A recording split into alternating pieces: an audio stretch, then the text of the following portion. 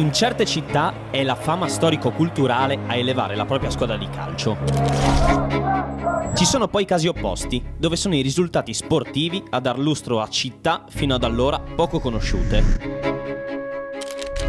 Ma c'è una piazza che sfugge da tutte le dinamiche prima citate, dove a rendere famosa la propria città, ben oltre i confini nazionali, è il calore della sua gente, il senso di appartenenza di una tifoseria stimata in tutta Italia. E con il supporto di Ceres entreremo in questa realtà, alla scoperta dei fuoriclasse del tifo. Come giocare in Serie A in una città di 50.000 persone. Tu la vedi? Una bella donna, dice, oh bella. Ma la Samb è una malattia?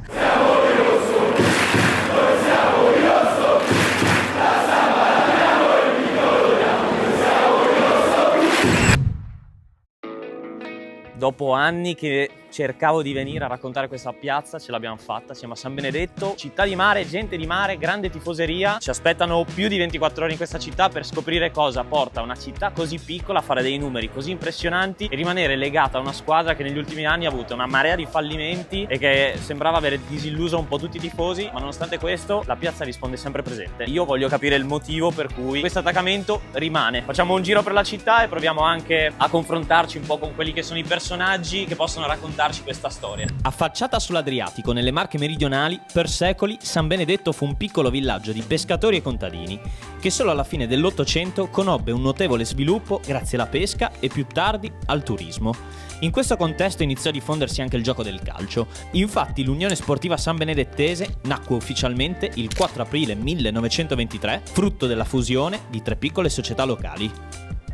Allora, mi avevano detto che si respirava samba ovunque e che i riferimenti bandiere nella città ce n'erano, però effettivamente anche a livello di graffiti sono ovunque. Qua siamo nel sottopassaggio della stazione, possiamo vedere, vabbè, Curva Nord Massimo Cioffi e poi i 3 nomi delle squadre che poi sono andati a fondersi per formare quella che oggi è la Sanbenedettese.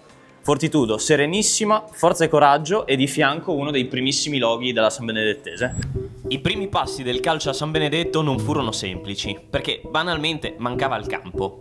Il primo campionato venne infatti disputato 3 anni dopo la data di fondazione, sul campo provvisorio della Trappoletta, che ad oggi è conosciuta come Piazza San Giovanni Battista, e che tra l'altro è stata la sede dei festeggiamenti per la promozione in Serie C. La svolta infatti avvenne negli anni 30, con la costruzione dello stadio Littorio, ma che oggi viene ricordato con tutt'altro nome. Anche se potrebbe non sembrare, siamo di fronte a un posto che per la gente di San Benedetto è importantissimo, ovvero lo Stadio Ballarin, quello che era lo Stadio Ballarin, in quanto adesso non c'è più, è diventato un cantiere per un parco comunale. Lo stadio sostituì la Trappoletta che era in centro alla città nel 31 e accompagnò la squadra fino all'85, quando poi venne costruito il Riviera delle Palme. Il Ballari era una cosa fantastica. Considera che è uno stadio, diciamo, che conteneva massimo 10.000 spettatori, ma pigiati, e c'erano delle partite che ce n'erano di più.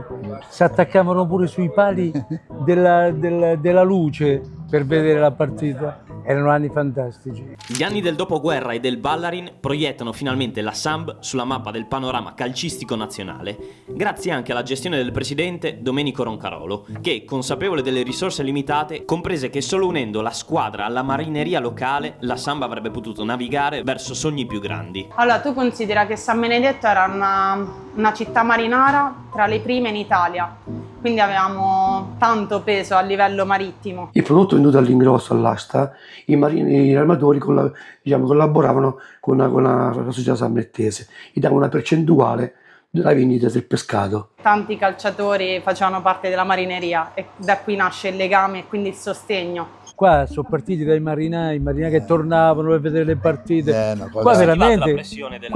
no, la pressione sì, la sentivi, ma era positiva. Sì, perché davi tutto. La gente che lavoravano anche la domenica si facevano la doccia e venivano subito al campo a tifare, una cosa, hai capito, ti voglio dirti. Sì. In mezzo al campo devi dar tutto, perché se vedono che non dai tutto ti massacrano. No, sì. Perché sanno che i tifosi non scherzano e che se le cose non vanno bene sono scappellotti. San Benedetto è marinare, è pescatori, è San Benedetto è pescatori.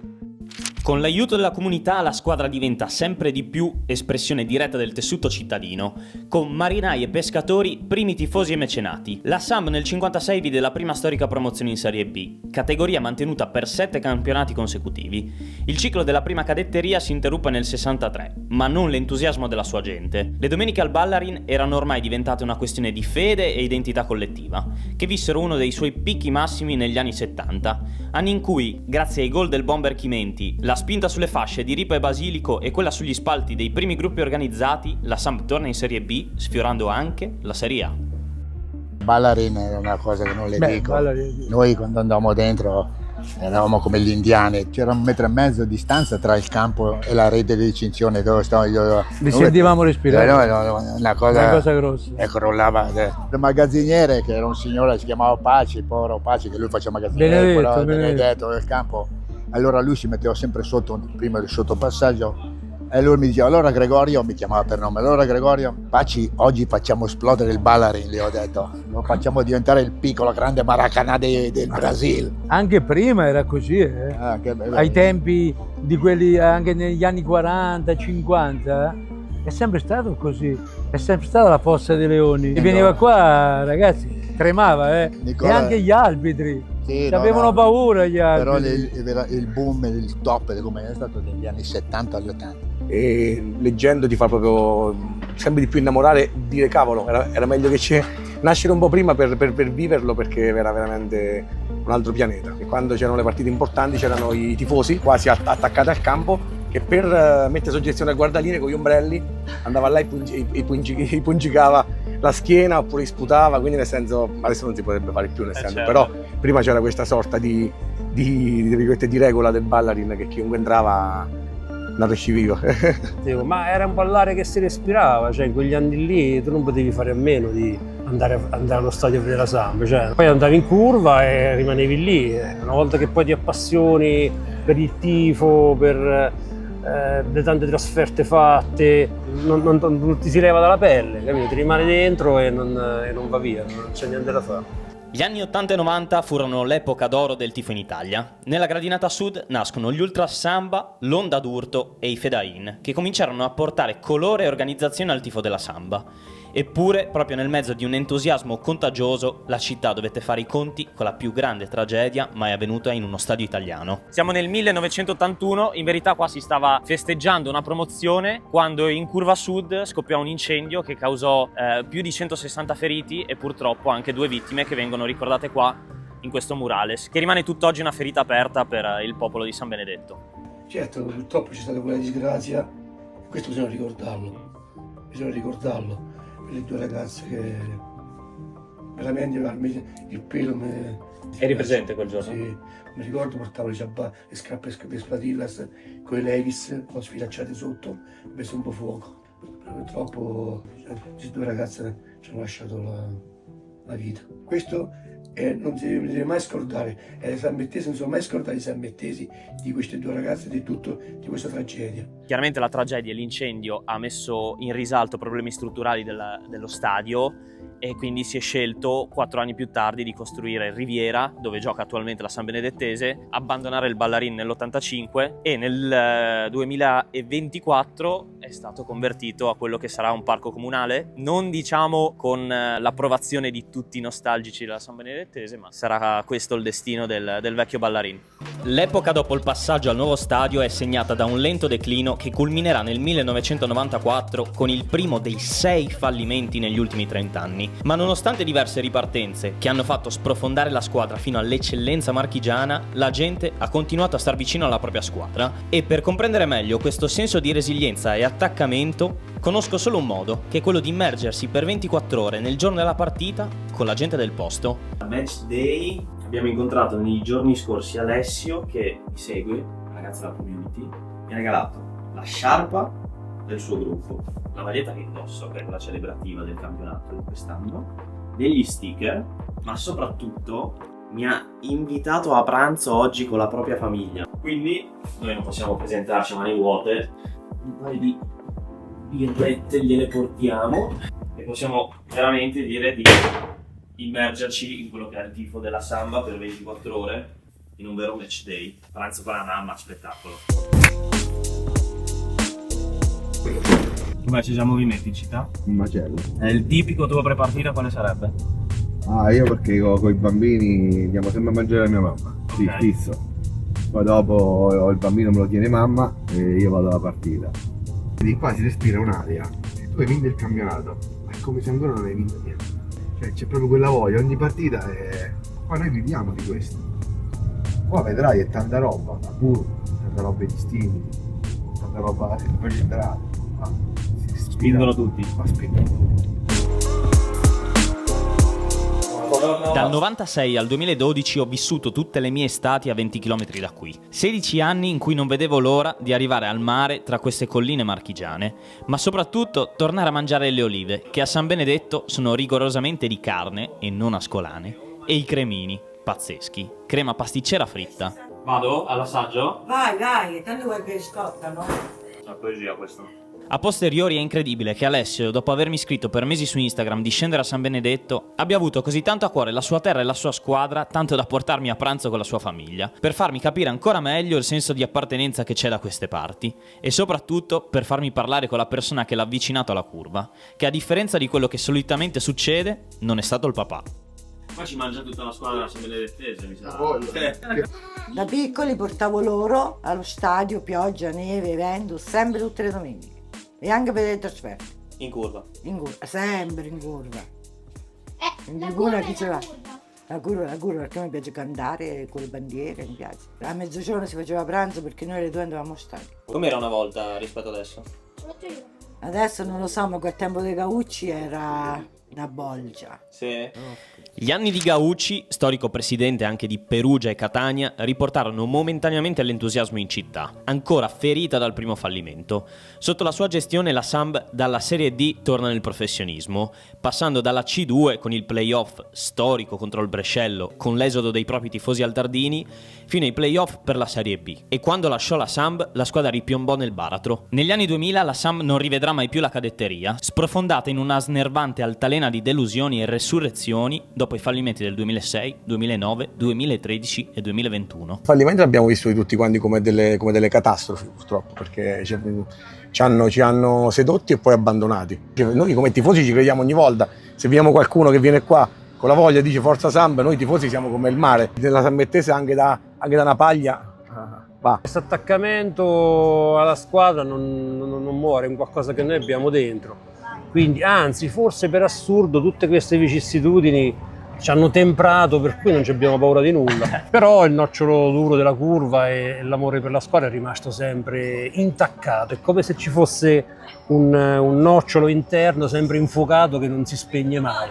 Quindi tutti gli attacchi che abbiamo subito, però questo nocciolo infuocato vive sempre. Basta un po' di vento buono, come diciamo noi, di vento caldo e si infiamma, e la curva si infiamma lo stadio, ma si infiamma la città, ed è bello vedere questi colori sempre più brillanti. Vento buono che è tornato in città insieme alla famiglia Massi, che nel 2023, quando all'ombra della Torre dei Gualtieri sembrava incombere un altro fallimento, ci fu un momento di svolta che ci porta finalmente ai giorni nostri. All'epoca presidente del Porto d'Ascoli, Vittorio Massi decide di sacrificare il titolo sportivo della sua squadra, che militava anch'essa in Serie D, a favore della San Benedettese. Un atto di coraggio e appartenenza realizzato insieme alla moglie, Maria Elisa, che permise alla Samb di non retrocedere nuovamente e di riportare un presidente del posto alle saldi redini della società. Ha riportato veramente entusiasmo a San Benedetto e si è visto. Da anni speravo tra me e me, che dicevo ma può essere che ci sta qualcuno che si proprio sta Sambettese, che è del posto, che capisce la zona. Tutti quanti dicevano no, ma basta che ci vuoi guardare, ci vuole il presidente che sia passionale. Il nostro presidente parla di San Benedettese come se parla in dialetto, come se parla con un nipote. E lì ti fa capire, anche dice ancora che è ignorante. Non è ignorante, quello ti fa capire che noi siamo che così, siamo semplici.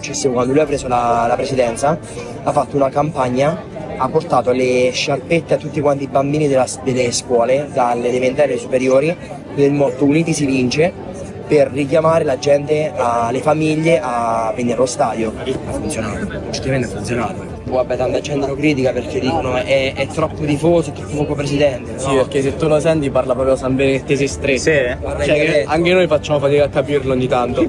è tifoso e ha cercato di trasmettere la sua passione alla gente. Passione che si tocca con mano guardando i numeri di questa piazza. 6.000 spettatori medi in casa, con picchi oltre 10.000 presenze a Riviera. Nessuno in Italia ha fatto questi numeri nella stagione di Serie D 2024-2025. Praticamente una persona su 5 a San Benedetto la domenica si trova qui, sulle vie che portano a Riviera delle Palme. Ci siamo ormai alle spalle, il tempio del tifo, finalmente. Pensate che il gemellaggio col Bayern Monaco, una tifoseria enorme rapportata a San Benedetto, si creò proprio nel 2005 quando una delegazione del Bayern venne a vedere la partita contro il Napoli, quando la San Benedettese giocò i playoff per la B contro il Napoli, e rimasero impressionati proprio da quello che andremo a vivere tra poco là dentro. Rimasero così colpiti che nacque un'amicizia che si porta avanti tuttora con il gruppo Sciccheria di Monaco. Anche Reia, tra l'altro, in quella partita rimase colpito dal Riviera e disse: un'atmosfera così non l'ho trovata da nessun'altra parte in quell'annata lì.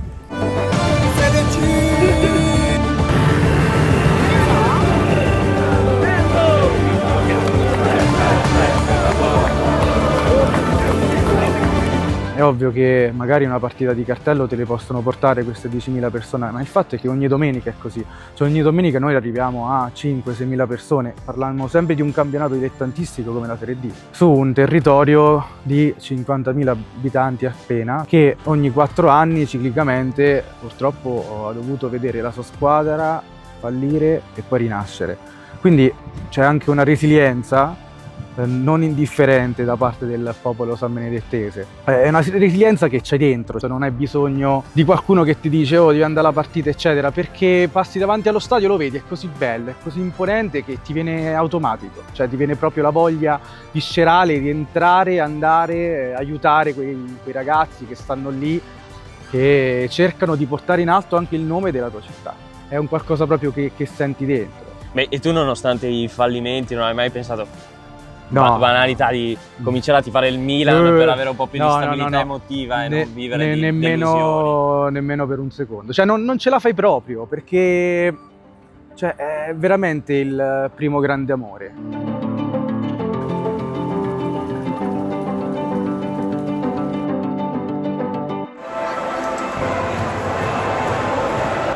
Ci siamo, che chi non salta una scolaro. Nelle mie estati marchigiane, quando passando per l'autostrada si scorgeva Riviera, era impossibile non rimanere impressionati per la sua bellezza architettonica, ma ero sicuramente inconsapevole di quanto fosse ancora più impressionante visto dall'interno della curva Massimo Cioffi.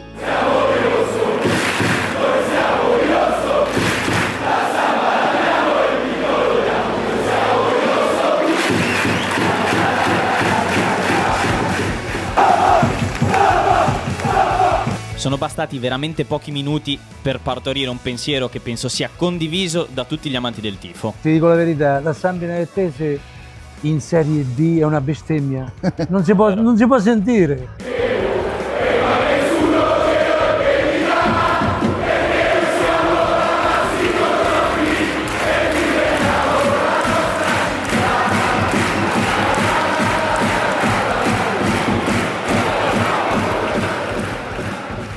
Rispettata in ogni categoria in tutta Italia, la Curva Nord Massimo Cioffi, oltre alla citata amicizia con i ragazzi del Bayern Monaco e con alcuni gruppi della Sud di Roma, vedono uno dei gemellaggi più solidi con i ragazzi di Civitanova Marche, che proprio in quest'ultima partita erano gli avversari della Samb. La fortissima amicizia e il bisogno di punti della Civitanovese hanno creato una situazione che non avevo mai vissuto sulla mia pelle dal vivo in una curva.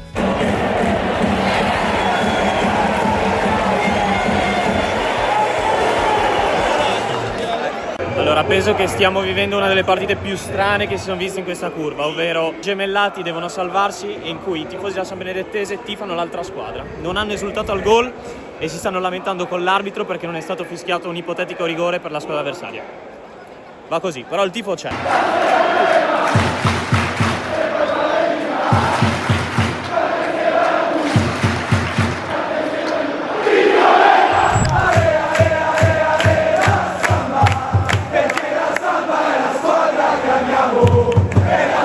Lo massacriamo! derby con l'Ascoli, ragazzi, non ne parliamo. Al prossimo anno. Io sto a aspettare, sperando che il prefetto lo faccia giocare. 39 anni, ragazzi, che non ci sta più il derby, quindi quest'anno proprio il derby. Io speravo che non è che mo non saremo e gli Ascula cala, no, infatti stava la Lucchese che gli ha levato 6 punti, si sono salvati per il rotto della cuffia, ma quindi quest'anno ho detto, un derby così, roba che ti porta, non lo so, 20.000 persone allo stadio? In Serie C, ragazzi, è da... per lei mi si rizzato un pelo. Mi si rizzato un pelo. Derby che sarà sentitissimo sugli spalti, ma molto probabilmente anche sul campo, in particolare per ragazzi come Simone Paolini, ragazzo del posto ma con un passato nelle file dell'Ascoli, e anche dal senso di appartenenza di ragazzi come lui che la Samb è riuscita a riportare questo calore in città. E lui è il mio cugino e diciamo il primo che mi ha portato allo stadio è lui, ecco. Ah sì? Eccolo, va, tutta la famiglia, mio fratello, un altro mio cugino. La famiglia Paolini. Vedi, ho iniziato ad andare allo stadio con loro quando ero così. Brava a calcio di queste vie. Gliel'ho detto. Dietro, era piccolino, si vedevano solo i capelli. No? È passato dalle vie del centro allo stadio Riviera delle Palle. È stata un'emozione incredibile vincere il campionato qui dopo anni che ho girato nelle varie squadre in tutta l'Italia. Hai trovato piazze che si possono avvicinare al calore di San Benedetto? No. In Serie C ho giocato solo prima di venire qui, solo in Serie C e non arrivava di San Benedetto. Anche in Serie D è unica, proprio l'attaccamento, la voglia del tifoso, la fede, la passione è unica. Sei riuscito a tramandarlo anche a loro, a far capire cosa significa? Io credo che qui a San Benedetto ogni giocatore che viene sa quello che gli aspetta, sa quindi la voglia che ha la città di fare bene, di vincere e di onorare la maglia fino all'ultimo.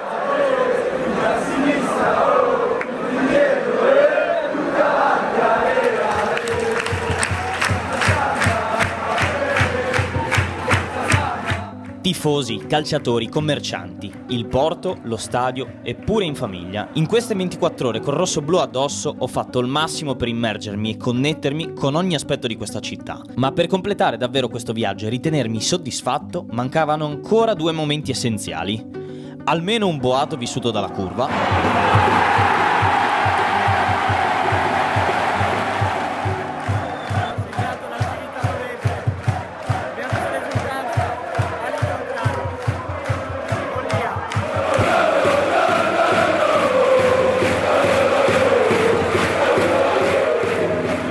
E con il triplice fischio ascoltare quel coro che ogni tanto ho pure cantato in cameretta, una di quelle chicche per tutti gli amanti del tifo che rendono ulteriormente unico e iconico il tifo della Samba.